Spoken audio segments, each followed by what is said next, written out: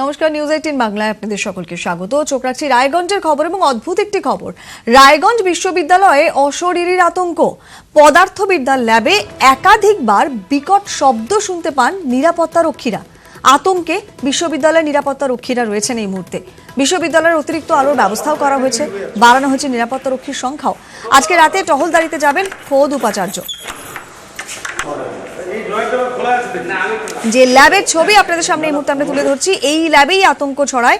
নিরাপত্তা রক্ষীরা বলেন যে রাত্রিবেলা তারা বিকট শব্দ শুনতে পান এই ল্যাব থেকে, তারপরে আতঙ্কিত হয়ে পড়েন তারা। যদিও ইতিমধ্যে নিরাপত্তা রক্ষীর সংখ্যা আরও বাড়ানো হয়েছে। রাতে উপাচার্য নিজে যাবেন টহলদারিতে। উত্তম পাল আমাদের প্রতিনিধি এই মুহূর্তে টেলিফোনে রয়েছেন। উত্তম, কি কি তথ্য রয়েছে তোমার কাছে এ ব্যাপারে?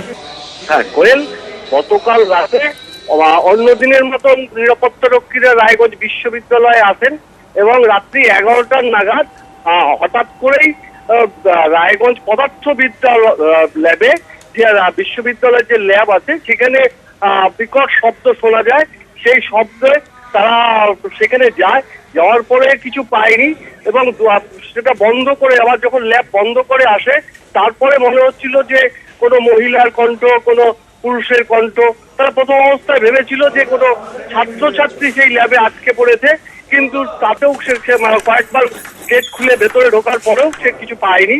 এরপরে তারা আতঙ্কিত হয়ে পড়ে। খবর দেওয়া হয় বিশ্ববিদ্যালয়ের রেজিস্ট্রারকে এবং বিশ্ববিদ্যালয় উপাচার্যকে। উপাচার্যের নির্দেশে খবর দেওয়া হয় রায়গঞ্জ পুলিশ, রায়গঞ্জ থানাকে এবং দমকল বাহিনীকে। ঘটনাস্থলে দমকল বাহিনী এবং পুলিশ পৌঁছানোর পরে ঘরে ঢুকে কিছুই পায়নি। বেশ কিছুক্ষণ এই শব্দ পাওয়ার পর তারা আতঙ্কিত হয়ে পড়ে। আজ সকালে রায়গঞ্জ বিশ্ববিদ্যালয় পরিদর্শনে যান। যে সমস্ত ঘর নিয়ে সেই সমস্যাগুলো তৈরি হয়েছে সেখানে যান বিশ্ববিদ্যালয় উপাচার্য অনিল ভুইমালি। তিনি জানিয়েছেন যে বিশ্ববিদ্যালয়ের পেছন দিকে। অনেক ধন্যবাদ। তুমি উপাচার্যের কথা বললে, উপাচার্য অনিল ভুইমালি তিনি কি বলছেন আসুন শুনে নিন। স্যার, ডক্টর স্বপন পাইন আমাকে ফোন করলেন, বললেন যে এখানে ফিজিক্স ডিপার্টমেন্টে বিশাল শব্দ হচ্ছে, চার দুমদাম আওয়াজ হচ্ছে, বেঞ্চ ভাঙার শব্দ হচ্ছে, কাঁচের শব্দ হচ্ছে। রেজিস্ট্রারকে উনি ফোন করেন, রেজিস্ট্রার সাথে সাথে থানায় ফোন করেন, তারপরে ফায়ার ব্রিগেডে ফোন করা হয়, ওনারা ওখানে যান। তারপরে অনেকক্ষণ, প্রায় 10টা 10 থেকে 11টা পর্যন্ত এই দুমদাম শব্দ হয়েছে। পুলিশ গান নিয়ে ভিতরে ঢুকে সব ফিজিক্স ডিপার্টমেন্ট তন্ন তন্ন করে খোঁজা হয়, সব কিছু ঠিকঠাক আছে, চেয়ার বেঞ্চ সব কিছু ঠিক আছে। অথচ তার 10 মিনিট আগেও শব্দ ছিল, প্রায় 40-45 মিনিট। আমরা ভাবলাম যে আরও সিকিউরিটি আরও টাইট করতে হবে, কারণ ওই দিকটা অন্ধকার প্রায় থাকে, তো আমরা একটু বড় লাইটের ব্যবস্থা করছি। আর নিরাপত্তা রক্ষীরা কি বলছেন শুনুন। সন্দেহ প্রায় ওটাই জাগবে, কি যাচ্ছে মানে ওতে যেহেতু কিছু আমরা পেলাম না, তাহলে এটাই সন্দেহ যাবে যে কিছু একটা হয়তো মানে ভুট্টুদেরই মানে কিছু একটা সন্দেহ জাগছে। আতঙ্ক তো এটাই মনে করবো যে এখন ভুট্টুর কিছু একটা হবে নাকি এরকম। উত্তর দিনাজপুরের বিজ্ঞান মঞ্চের সম্পাদক অঞ্জন মজুমদার, তার কি বক্তব্য শুনুন। দিক থেকে তার একটা মানসিক একটা অচল অবস্থার মধ্যে সেই ভদ্রলোক পড়েছেন, এরকম হতে পারে। শুনে শুনে ভয়টা এসব হয়েছে, অথবা কোনো সমস্যা ওখানে কোনো আড্ডা রাখা বা অন্য কোনো কিছু এই ধরনের কিছু থাকতে পারে। এবারে চোখ রাখছি আবহাওয়ার খবরে। আগামী 24 ঘন্টাতে রাজ্যে ভারী বৃষ্টি, বিক্ষিপ্ত ভারী বৃষ্টির পূর্বাভাস রয়েছে। জেলার 5টি জায়গাতে অতি ভারী বৃষ্টির পূর্বাভাসও দিয়েছে আবহাওয়া দফতর। আর বিস্তারিত কি তথ্য দিয়েছে আবহাওয়া দফতর জানাবেন আমাদের প্রতিনিধি বিশ্বজিৎ সাহা আমাদের সঙ্গে টেলিফোনে রয়েছেন। বিশ্বজিৎ, আগামী 24 ঘন্টাতে উত্তর এবং দক্ষিণে ভারী বৃষ্টির সম্ভাবনা রয়েছে। তবে দক্ষিণের বীরভূম, মুর্শিদাবাদ, নদিয়া, 2 বর্ধমান, এই 5টি জেলায় মূলত বিক্ষিপ্তভাবে ভারী বৃষ্টির পূর্বাভাস রয়েছে। উত্তরের মালদা ও 2 দিনাজপুরেও বিক্ষিপ্তভাবে ভারী বৃষ্টি, তবে ভারী থেকে অতি ভারী বৃষ্টির পূর্বাভাস রয়েছে দার্জিলিং সহ উপরের দিকের যে 5 জেলা, দার্জিলিং, জলপাইগুড়ি, কোচবিহার, আলিপুরদুয়ার, এই জেলাগুলো, কালিম্পং, এই 5টি জেলাতে ভারী থেকে অতি ভারী বৃষ্টি আগামী 24 ঘন্টায়। কারণ মৌসুমী অক্ষরেখা গাঙ্গেয় পশ্চিমবঙ্গের ওপর দিয়ে গেছে, পুরুলিয়া এবং ক্যানিং এর উপর দিয়ে অবস্থান করছে। অন্যদিকে 2টি ঘূর্ণাবর্ত রয়েছে, জোড়া ঘূর্ণাবর্ত রয়েছে। পূর্ব বিহারে একটি ঘূর্ণাবর্ত রয়েছে, অন্যটি রয়েছে বঙ্গোপসাগরে।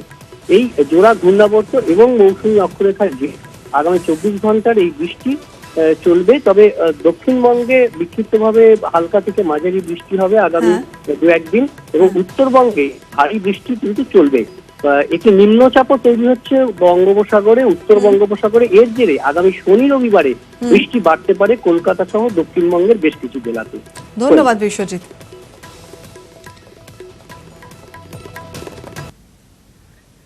আগামী 48 ঘন্টা মোটামুটি কলকাতা এবং তার পার্শ্ববর্তী এলাকার উপর সাধারণত মেঘলা আকাশ থাকবে, 2-1 পশলা বৃষ্টি অথবা বজ্রবিদ্যুৎ সহ বৃষ্টির সম্ভাবনা। আর একটা ঘূর্ণাবর্ত আছে উত্তর পশ্চিম বঙ্গোপসাগরের উপরে এবং পূর্ব বিহারের উপরে। আগামী 3-4 দিন গাঙ্গেয় পশ্চিমবঙ্গ এবং উত্তরবঙ্গে হালকা থেকে মাঝারি বৃষ্টিপাত মোটামুটি সব জায়গাতেই হবে, এবং আগামী 24 ঘন্টায় উত্তরবঙ্গে দার্জিলিং, জলপাইগুড়ি, কুচবিহার, আলিপুরদুয়ার এবং কালিম্পংয়ে কোথাও কোথাও ভারী থেকে অতি ভারী বৃষ্টির সম্ভাবনা। কয়েক পশলা বৃষ্টি আর তাতেই হাঁটু জল খিদিরপুরের বাবুবাজার এলাকা। লাগাতার জলযন্ত্রণায় স্থানীয় বাসিন্দাদের কেউ দুষছেন পুরসভাকে, কারো অভিযোগ আবার লাগাম ছাড়া প্লাস্টিকের ব্যবহারেই এই বিপত্তি। মঙ্গলবার রাত থেকে কয়েক পশলা বৃষ্টি, তাতেই জল থই থই খিদিরপুরের বাবুবাজার এলাকা। রাস্তা যেন জলাশয়, সেই জল বাড়িতেও। স্থানীয় বাসিন্দাদের অনেকেরই অভিযোগ, বছরের পর বছর কাটলেও জলযন্ত্রণা কমেনি। রেগুলার অভ্যেস হয়ে গেছে, বাজার করতে কোনোদিন যাই কোনোদিন যাই না, জল হলো পরে। আর ইদানিং দেখছি একটু বৃষ্টি হলেই জল হচ্ছে। বেশি প্রবলেম হচ্ছে এখানটা একটা বাস স্ট্যান্ড, এইখানে অফিস যাওয়ার পথে আমাদের খুব প্রবলেম হয়। নিত্য দুর্ভোগ। স্বাভাবিকভাবেই নিকাশি ব্যবস্থা নিয়ে পুরসভার দিকে অভিযোগের আঙুল উঠেছে। জল নামতে একদিনে যায় না আমাদের জল, মানে যদি সেরকম বৃষ্টি হয় ও দুদিন থেকে যায় জল। ড্রেনেজ সিস্টেম কি কর্পোরেশন দেখে এখানে ড্রেন কেমন আছে? হ্যাঁ, ওনারা এসে দেখে, চেক করে চলে যাওয়া হয়ে গেল, শেষ। তারপরে জল দাঁড়া কি করে তাহলে? ওই দাঁড়াচ্ছে, দেখছেন তো, 10 মিনিট 5 মিনিট জল হলেই জল দাঁড়িয়ে। সচেতনতার অভাব, বেলাগাম প্লাস্টিকের ব্যবহার, এসবও যে এমন পরিস্থিতির জন্য দায়ী তাও মানছেন অনেকেই। কিছু কিছু জিনিস আছে বলেই তো জাম হয়ে যাচ্ছে। ধরুন বস্তা বা ঝুড়ি বা প্লাস্টিকের বোতল, এরকম অনেক কিছু জিনিসই ভেতরে, সেটা আমাদেরও কিছুটা ভুল, মানুষেরও ভুল, এটাও তো অস্বীকার করে লাভ নেই। এগুলো না জাম করে ফেললেই হয়। দায়ী তো এখানকার লোকাল জনসাধারণই দায়ী, এরাই তো ফেলছে। তো নর্দমা মুখে বন্ধ হয়ে যায়, পড়ে থাকলে জল আর পাস হচ্ছে না। তারপরে নিকাশি ব্যবস্থাও ভালো নয়। নিকাশি নিয়ে হাজার হাজার অভিযোগ, প্লাস্টিকের লাগামহীন ব্যবহার, তার জেরেই রাস্তা যেন নদী। জলবন্দী অবস্থা থেকে মুক্তি কবে? ক্যামেরায় শুভব্রত কুণ্ডুর সঙ্গে সুশোভন ভট্টাচার্য, নিউজ 18 বাংলা। আর এবারে ইলিশ প্রেমীদের খবর, কারণ গত সপ্তাহে ডায়মন্ড হারবারে মৎস্যজীবীদের জালে ইলিশ উঠেছিল 250 টন, আর আবার সপ্তাহ ঘুরতে না ঘুরতেই জালে এবারে 350 টন ইলিশ। নগেন্দ্র বাজারের পাইকারি বাজারে ইলিশের লুটোপুটি। বাঙালির হেসেলে এবার জলের রূপলি ঝাঁঝ।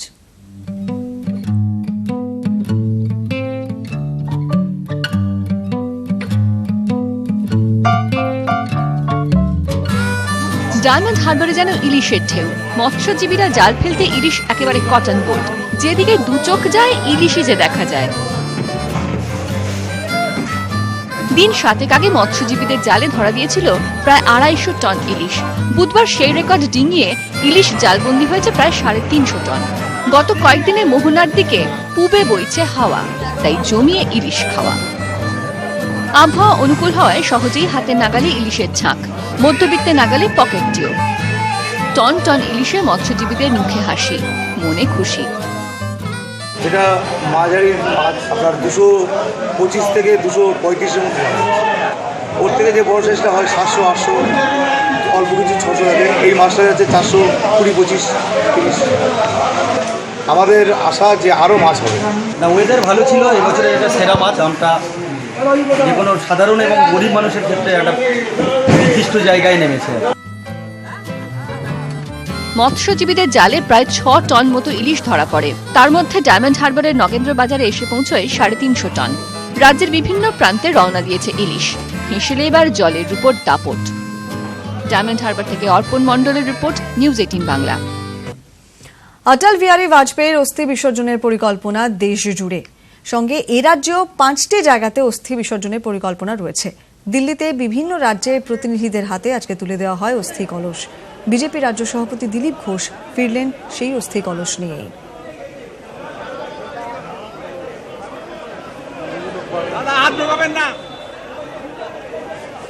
মোবাইল ঢোকাবেন না, আমি কিন্তু মোবাইল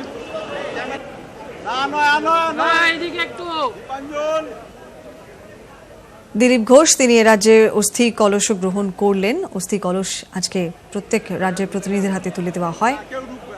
অটল বিহারী বাজপেয়ীর অস্থি দেশ জুড়ে বিসর্জনের পরিকল্পনা নেওয়া হয়েছে।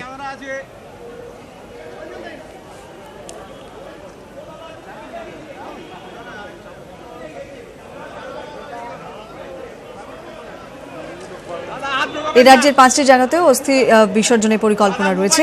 দিল্লিতে আজকে বিভিন্ন রাজ্যের প্রতিনিধিদের হাতে এই অস্থি কলস তুলে দেওয়া হয়। বিজেপি রাজ্য সভাপতি দিলীপ ঘোষ তিনি আজকে অস্থি কলস নিয়ে ফিরছেন এ রাজ্যে।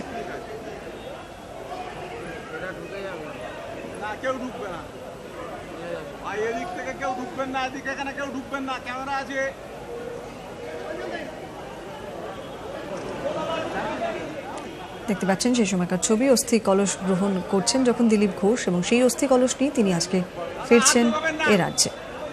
5টি জায়গাতে অস্থি বিসর্জনের পরিকল্পনা রয়েছে। অরূপ দত্ত আমাদের প্রতিনিধি রয়েছেন টেলিফোনে। অরূপ, ইতিমধ্যে দিলীপ ঘোষ তো অস্থি কলস নিয়ে রাজ্যে আসছেন, এখনো পর্যন্ত নির্দিষ্ট করে ঠিক কি ভাবে এ রাজ্যে 5টি জায়গাতে বিসর্জনের পরিকল্পনা রয়েছে বিশদে জানতে চাইব।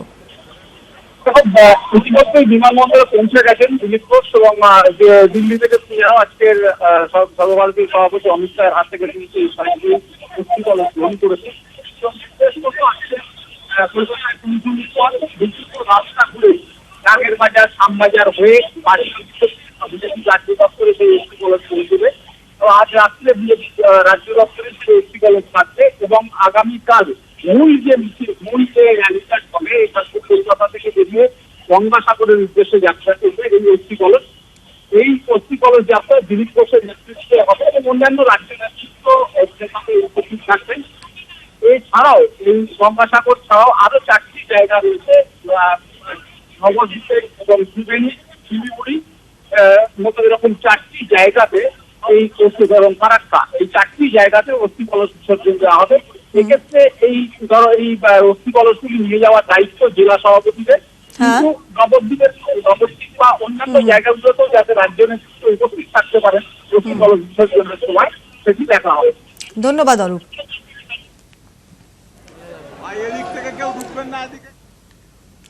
আসি পরে খবরে। স্কুল না বিপজ্জনক বাড়ি বোঝাই দেয়। জায়গায় জায়গায় খসে পড়া পলেস্তরা, ভেঙে পড়ছে মাথার উপরের ছাদ, আর উপরে খোলা আকাশ। যে কোনো মুহূর্তে ভেঙে পড়তে পারে গোটা স্কুল। বারান্দাতেই চলছে এই নিয়ে ঝুঁকি ক্লাস।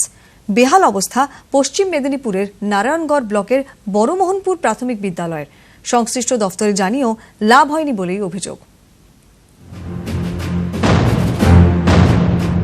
ক্লাস 1 থেকে ক্লাস 4 মোট 157 জন ছাত্রছাত্রী, 6 জন শিক্ষক শিক্ষিকা। শিক্ষাকর্মীর অভাব নেই, অভাব পরিকাঠামোর। ছেলে মেয়েদের এখন নারায়ণগড় ব্লকের হেমচন্দ্র কানুনগো চক্রের বড়মোহনপুর প্রাথমিক স্কুলে পাঠাতেই ভয় পাচ্ছেন অভিভাবকরা। কারণটা ছবিতেই দেখা যাক। 2015 সালের জুলাইয়ে স্কুল ছুটির পর দোতলার ছাদ ও একতলার 2টি ক্লাসরুমের বিশাল অংশের পলেস্তরা খসে পড়ে। বাধ্য হয়ে বারান্দায় বসে 3টি ক্লাস। ছেলে মেয়েকে স্কুলে পাঠিয়ে রীতিমতো আতঙ্কে থাকেন অভিভাবকরা।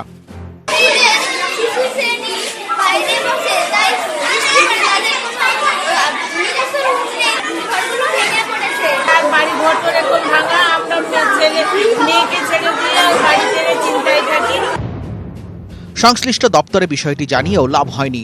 আজও কোনো ব্যবস্থা হয়নি, দাবি স্কুল কর্তৃপক্ষের। সমস্যা এখন এতটাই বেড়ে গেছে যে বেশি বৃষ্টি হলে বাড়ি পাঠিয়ে দিতে হচ্ছে ছাত্রছাত্রীদের। প্রতিবাদে স্কুলে বিক্ষোভ দেখান অভিভাবকরা, তালা লাগিয়ে দেন স্কুলে। এরপরই স্কুল পরিদর্শনে আসে বেলদা থানার পুলিশ ও নারায়ণগড়ের বিডিও। ছাদের অবস্থা তা আশু রিপেয়ারিং এর দরকার, শুধু রিপেয়ারিং নয়, স্কুল বিল্ডিং নতুনভাবে করার দরকার। এখন আমরা বড়মোহনপুর হাই স্কুলের হেডমাস্টারের সহযোগিতায় ওখানে যে বিল্ডিং আছে সেই বিল্ডিংয়ে আমরা স্কুল ওখানে এখন প্রাথমিক অবস্থায় টেম্পোরারি শিফট করার ব্যবস্থা করার জন্য অনুরোধ জানাচ্ছি।